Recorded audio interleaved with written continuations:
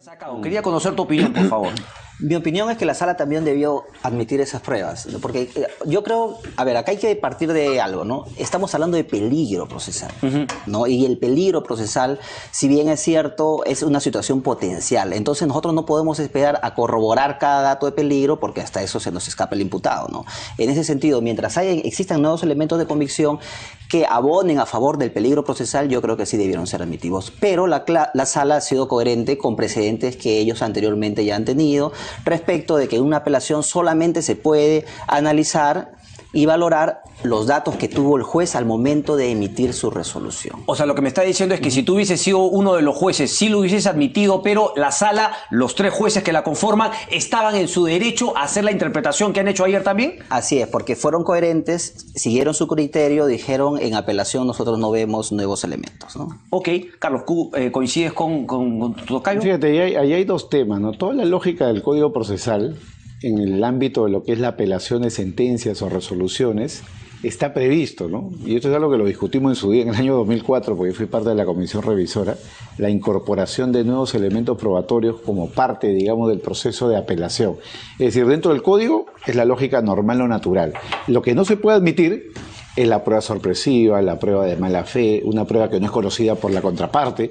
O sea, en teoría, si la sala hubiera admitido la prueba, podría haber suspendido la audiencia y darle un plazo a los abogados para que los abogados puedan incluso contraprobar en relación a ello, ¿no? Pero claro, en la medida que la sala rechazó siguiendo sus propios precedentes, la sala, digamos, ya se ahorró ese problema. Sin embargo, hoy día, por ejemplo, el propio Ministerio, pues tú lo mencionaste ayer a propósito de la llamada. Correcto, porque finalmente Julio fue Rodríguez, el Ministerio Público que, digamos, compartió este tema de una casación previa que ellos decían, bueno, en base a esta jurisprudencia también se han podido admitir esas nuevas pruebas. Por supuesto, y esa casación es una casación que hoy día ha sido, bueno, difundida, discutida, una casación donde se ha aceptado la posibilidad de que en segunda instancia se incorpore la prueba. Es una posibilidad abierta en la ley, ¿no? El tema es de que hay que tener en consideración además, y yo creo que esto es en verdad más allá del tema formal, el criterio central, las medidas cautelares, la detención es una medida cautelar, son variables. Por lo tanto, la foto se va moviendo a lo largo del tiempo. Pueden surgir nuevos elementos que favorezcan al imputado inclusive, y que la sala tendría que admitirlos. O podría ser que también surjan nuevos elementos que perjudiquen al imputado y que refuercen la posición de la Fiscalía. Ese es el tema central, porque estamos hablando de situaciones que van variando a lo largo del tiempo. Entonces, no se puede plantear una lógica según la cual yo congelo en el tiempo una situación dada, muy bien, aparecen nuevas pruebas en el camino, por ejemplo, que no hay peligro procesal, y la sala por un formalismo diga, eso no lo puedo aceptar, no lo puedo discutir acá. Pero me está diciendo entonces que finalmente, por ejemplo, en el hipotético caso que la sala decida no convalidar la posición del juez Concepción Carhuancho en primera instancia, digamos, ¿cuánto tiempo podría pasar para que por ahí el fiscal diga, oye, un momentito, la foto ha cambiado, quiero nuevamente pedir la prisión preventiva? ¿Hay un plazo o, por ejemplo, ninguno? Pues. O sea, mañana se puede finalmente decidir que salen a la libertad y a los 3 días el fiscal decidir que ahora sí quiero incorporar estas pruebas, ahora sí inclúyelas, por favor, y ir nuevamente a un juez a pedirle prisión preventiva. Y de hecho ha sucedido así, ¿no? O sea, disculpa que tal vez me meta mucho. No, por favor. El tiempo acá mi colega, pero ha sucedido en el caso de Gregorio Santos y de muchos imputados que estaban a punto de salir y de pronto el fiscal pedía una prolongación del plazo de la prisión preventiva, o incluso le inician otro proceso con mandato de detención para evitar, digamos, la salida. Es algo que puede variar a lo largo del tiempo y de acuerdo a la estrategia que tenga la Fiscalía, manejarse, digamos, ahora, por toda la presión mediática que hay, ¿no? Algunos justamente a favor de mantener la prisión, otros en contra. Claro, yo me imagino, si es que la sala termina definiendo por la libertad, por la excarcelación, algunos van a plantearle, oye, pero usted tuvo esos otros elementos de prueba, pero adrede no los quiso incluir porque usted ya a priori pensaba justamente, o sea, se podría generar este tema. ¿Cómo sale finalmente la sala de ese problema? Y fíjate, Cristian, que yo creo que el elemento determinante para que el fiscal introduzca, además de que tiene su amparo legal, la decisión ha sido motivada fundamentalmente, desde mi perspectiva, por la Fiscalía, por un impacto mediático, ¿no? O sea, salieron las noticias, el fiscal ofreció los elementos. Eso mismo dijo Julio Rodríguez ayer. Yo también creo eso. Yo creo que ha sido más un tema efectista, un tema mediático, un tema de un poco...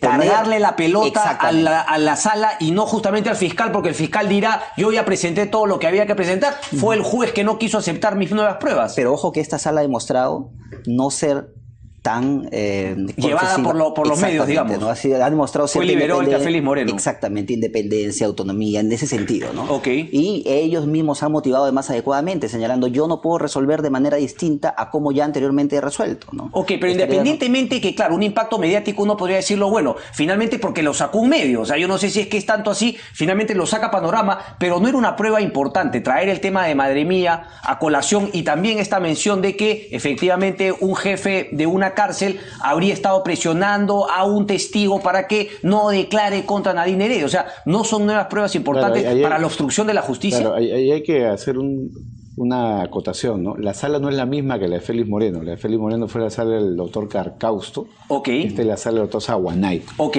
Ya, pero tienen precedentes similares o parecidos. Ahora, ¿cuál es el detalle acá, no? Como el público sabe y aprendió en estos meses... Perdón. Entonces la Saguanay fue la que confirmó la prisión, la prisión preventiva para Alejandro Toledo. No. Esa es la sala del doctor Carcausto.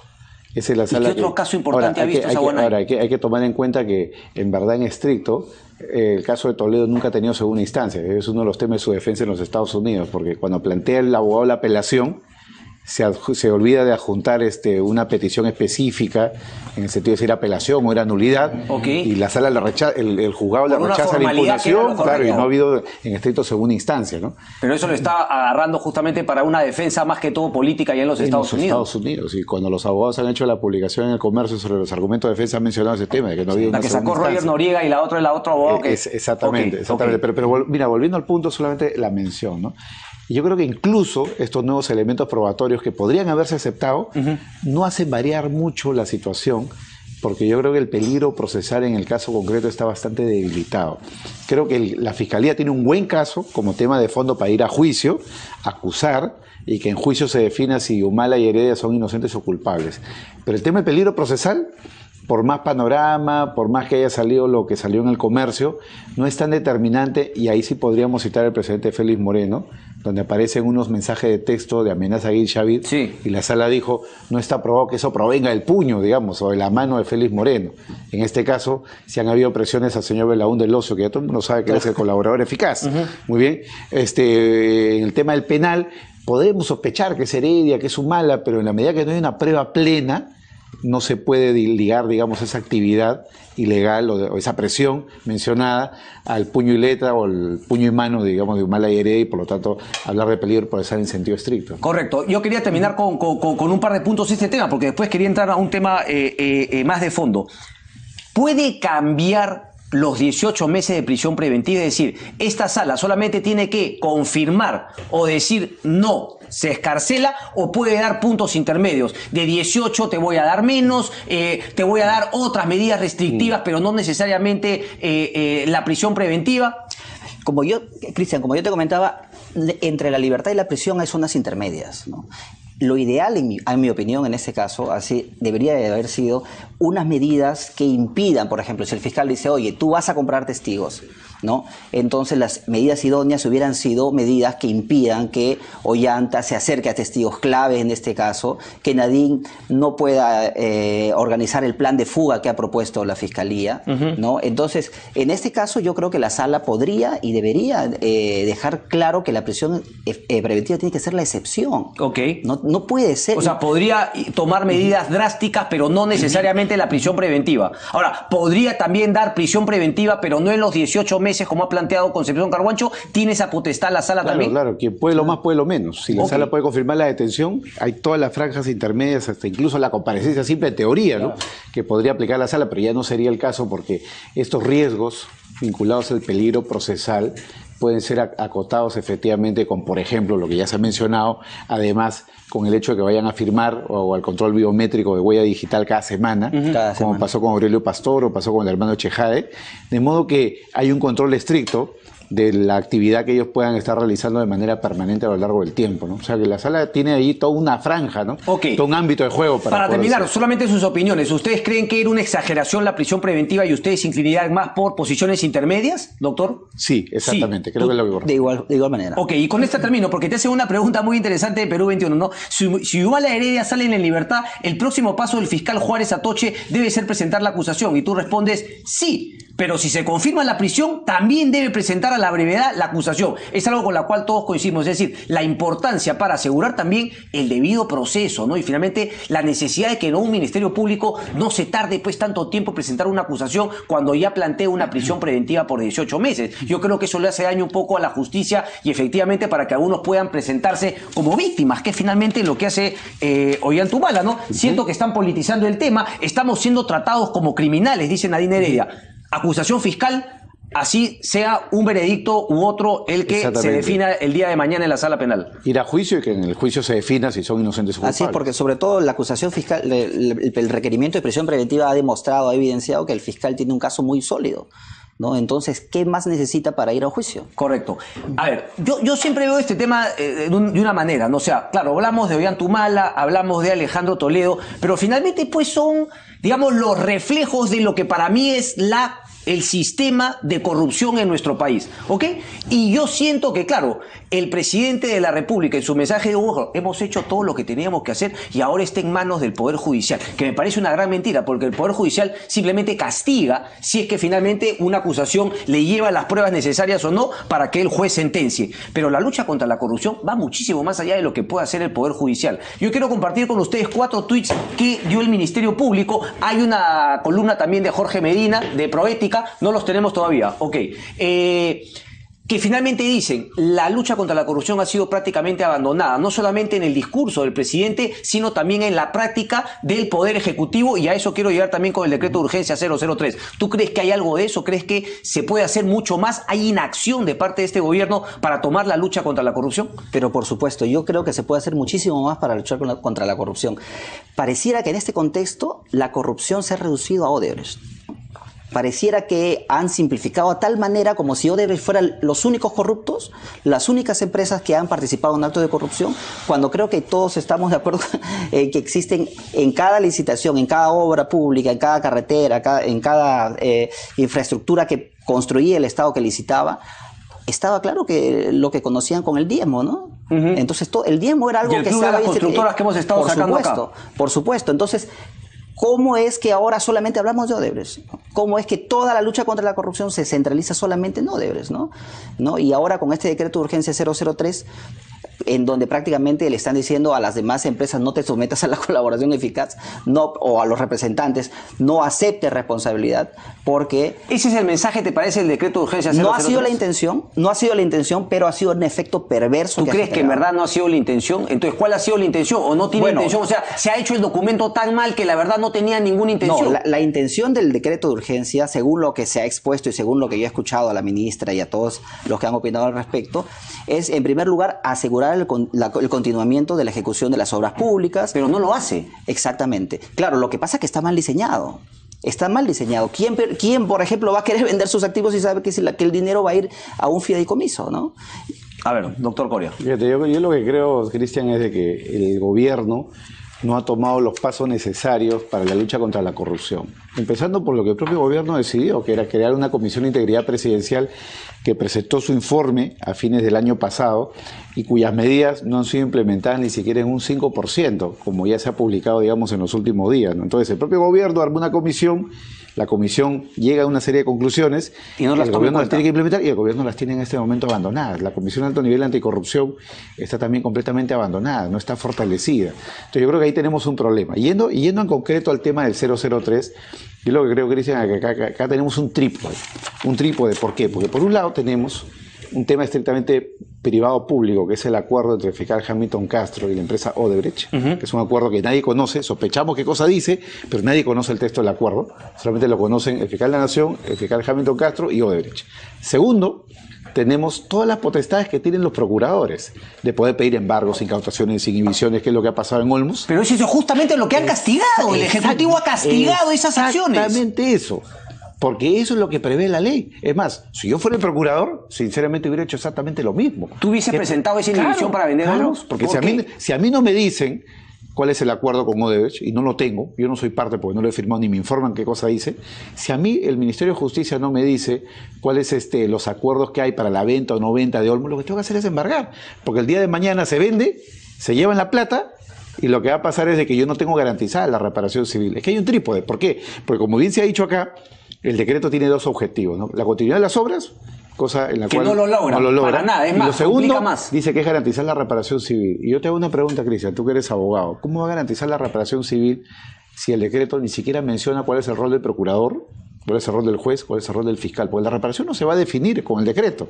La reparación se va a definir o por un convenio extrajudicial o dentro del proceso mediante la litigación y la sentencia final del caso. Pero, a ver, hay un trípode perverso en consecuencia. Un trípode perverso, pero lo que todo demuestra es, claro, estamos siendo bastante, digamos, benévolos al decir que, bueno, no se han dado cuenta, no tienen, pero lo que queda claro es que hay una inacción, una incapacidad. No sé si es por negligencia o por una, digamos, una voluntad de decir, bueno, esto no lo vamos a tocar. O falta de coordinación, No, eso está clarísimo. Claro. Eso está clarísimo, que hay falta de coordinación. Es más, el decreto de urgencia, ¿no creen que se debió haber consultado con el Ministerio Público? Porque claro, de este decreto de urgencia también depende que no solamente Odebrecht declare, sino que otras empresas, en vez de ir a un juicio para esperar una reparación civil o qué sé yo, o que el fiscal saque un testimonio de Odebrecht para decirle que tú también estás metido, que las empresas de motu propio salgan y te digan, oye, yo también quiero participar. El decreto de urgencia no prevé nada a las empresas que, no habiendo confesado, pero que a partir de ahora confiesen,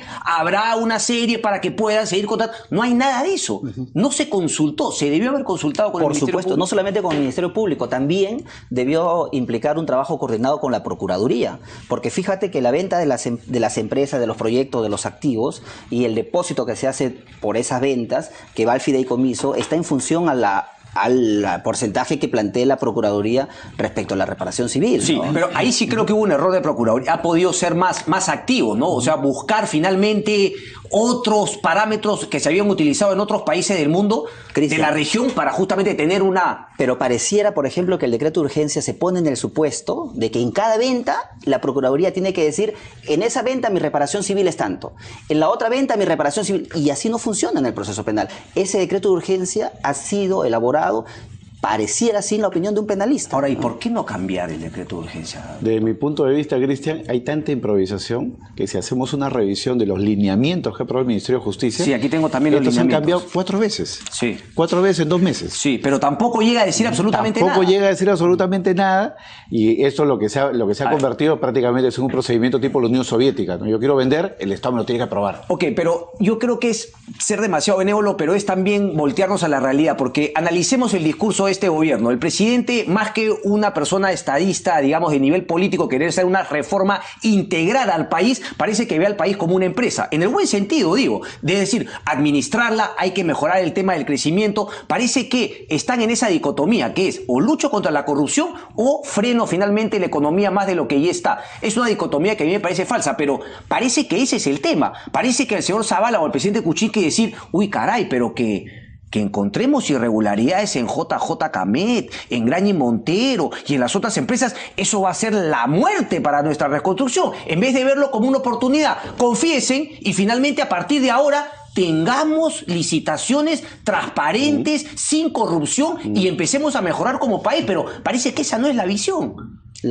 La visión pareciera más bien ser que pase rápido el tema de Odebrecht, que Odebrecht se vaya y seguimos igual, ¿no? Y seguimos igual. ¿Qué se puede hacer al respecto? ¿Qué se puede hacer? Y no solamente eso, ahora yo he estado viendo, hay un proyecto de ley para que este decreto de urgencia tiene una vigencia de 1 año. Sí. ¿Qué va a pasar después? ¿Qué se viene luego? ¿No? Yo considero que esto va a formalizarse a través de una ley. Una vez que termine la vigencia del decreto, porque claro, todo esto no va a durar 1 año, ¿no? Pero esa ley la sacará el Congreso, que esperemos tenga mejor visión que el Ejecutivo. Hay un proyecto de ley, por ejemplo, de la congresista, si no me equivoco, Beteta, de Fuerza Popular, en el sentido que además ya ha pasado por varios trámites, ¿no? No, y no solo eso, sino además para añadir o incluir dentro del decreto a los consorciados, es decir, a las empresas que de repente ni siquiera sabían lo que hacía Odebrecht y que tenían el 5 o el 10% de la participación y que como han participado en el negocio, entonces tienen que tener o sufrir el mismo perjuicio, ¿no? Yo creo que, Cristian, acá ese decreto es un decreto perverso, debería de derogarse y lo que debería es de potenciarse la acción de la justicia en el plano procesal, que el procurador pueda negociar la reparación. Y si lo negocia, que nadie esté en la duda de está robando, está cobrando, por qué cobró tanto, por qué cobró X, porque para eso está el proceso. para reclamar la reparación, y la reparación se puede pactar extrajudicialmente, y si no es el caso, tendrán que litigar, y para eso están todas las medidas, el embargo, la incautación, el congelamiento, todas las medidas que pueden llevar a efectos incluso más graves que esto, porque pueden incluso ellos embargar internacionalmente, según los procedimientos de cooperación internacional. Pero ese es el tema, ¿no? Parece que no hay esa voluntad de desmontar un sistema de corrupción que, creo coincidimos, se ha enquistado justamente en nuestro sistema de contratación del Estado. A nivel gobierno central, que es lo que más puede hacer este gobierno, como a nivel gobierno regional, que el Congreso también podrá justamente dar algunas leyes para darle mayor transparencia a esos temas. Yo quería compartir ahora sí los tweets con el Ministerio Público, porque en esta ocasión yo coincido con el Ministerio Público. Fiscalía hizo falta mención más clara y directa al fortalecimiento del sistema de justicia. Solamente se habló del tema del Consejo Nacional de la Magistratura, que es pues una de las tantas patas finalmente del sistema de justicia. Ese es esperaba un pronunciamiento decisivo sobre el liderazgo estratégico del Estado peruano para la lucha contra la corrupción. Liderazgo que debería tener, creo yo, el presidente de la República, respetando obviamente las autonomías, pero no haber coordinado con el Ministerio Público o con otras entidades el decreto de urgencia 003 es una locura, porque ahorcaba a la única empresa que estaba hablando y no fomentaba ningún tipo de incentivo para que otras hablen. Con este término, Fiscalía continuará con megaoperativos que han permitido esa cosa. Se queja finalmente del Ejecutivo y de la falta de apoyo que siente el Ministerio Público. 4 de 4. Yo quería entrar a un tema cortito, porque yo me he reunido con la gente de Odres, vamos a tener la próxima semana aquí en el programa, tratando de entender ellos qué están esperando, que por aquí. Y claro, ellos se tornan de manera, nosotros estamos acá para pedir disculpas, díganos qué quieren finalmente, porque ellos tampoco parecen saber qué quiere el Estado peruano de ellos. Pero claro, ellos plantean una cosa como el tema de la reparación civil. ¿Por qué habían planteado 30 millones? Porque efectivamente en el Departamento de Justicia, el documento, se habló de 29 millones de dólares. Y obviamente esa cifra ha subido aquí en el Perú. Pero ellos plantean que una ecuación que se ha utilizado en todas partes del mundo es el doble finalmente de lo que se declaró. Si uno revisa acá, por ejemplo, Panamá encuentra que son 59, 60 millones de dólares, por 2 son 120, más 100 millones más por haber utilizado el sistema financiero panameño, así como Estados Unidos le clavó su multa por utilizar, da 220 millones. Parece que es una fórmula que se está utilizando. ¿A usted le parece válida esa fórmula? O, por ejemplo, como decía acá, tienen Ampuero, que se tiene que ir hasta 600 millones de dólares. ¿Qué tendría que definir el tema de la reparación civil? Cristian, pero la Procuraduría tampoco tiene claro cuánto de reparación civil va a pedir. Eso es cierto, ¿no? Eso es cierto. Y lo peor de todo, no tiene un plan para determinar cuánto de reparación civil va a solicitar. ¿Pero te parece válido que digan, bueno, yo he declarado 30 palos de coima, 30 millones de coima, por lo tanto cóbrame 60? ¿Es válido o no? Porque lo que hemos visto es que a medida que el tiempo pasa, el Ministerio Público va descubriendo otras coimas. Claro, no me parece válido porque, en primer lugar, tienes que hacer un análisis integral. Tú no puedes, sabes que pago 60 y chao con todo. Pero ese es el punto. ¿Acaso pagar 60 millones por delante significa que a medida que le encuentres otras coimas no le puedas cobrar más adelante? Depende del acuerdo, ¿no? Pero no debería significar. Si encuentras nuevos delitos, cada delito genera su propia reparación civil. Desde mi punto de vista, el acuerdo debe ser caso por caso.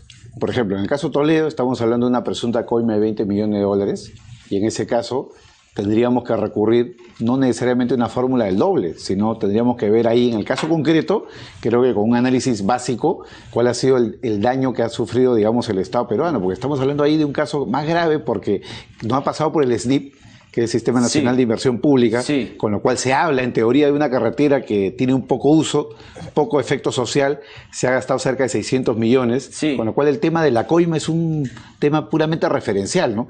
Tampoco digo que lleguemos a la exageración que puede pasar en otros sistemas donde... Claro, pero ahí sería un poco injusto cargarle todo, porque claro, yo sé a qué te refieres, ¿no? Finalmente un costo ahí de oportunidad tremendo, ¿no? Haber gastado esa plata en otro, pero para tal caso ahí más que cobrarle más, ahorquemos a los responsables. Obvio.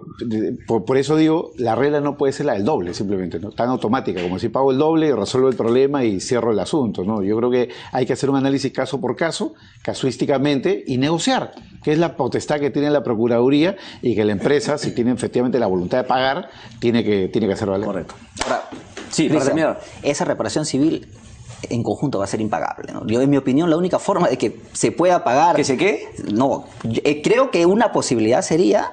¿no? ¿Tú qué buscas de la empresa? ¿Tú quieres que desarticularla, desarmarla? Es que ahora que yo lo pienso bien, yo lo que quiero es aprovechar esta situación para corregir el sistema corrupto y dejar un sistema limpio. Y si eso significa dejar a una empresa que ya se ha comprometido en Estados Unidos y en Suiza y en Brasil a no ser más corrupta, o sea, yo estoy votando a una empresa que ya no puede ser corrupta porque su propia confesión ha hecho que autoridades gringas se metan a su administración. Y sin embargo estoy dejando a 29 o más otras empresas que seguramente son igual o peor de corruptas para que se queden en el país. Me parece una locura que no tiene ningún sentido. Aprovechemos la oportunidad para enviar el mensaje a las empresas de que deben empezar a implementar sus programas de cumplimiento, ¿no? Antisoborno, anticorrupción. Bueno, ahí justamente Graña Montero algo ha sacado que está planteando ese tema. Acabo de escuchar a Augusto Werther, pero eso también me parece una confesión caleta. Pero bueno, vamos a ver cómo ve ese tema, señores. Un placer como siempre. Cristian, un gusto. Muchas gracias. Chao. Pausa y regresamos, no se muevan.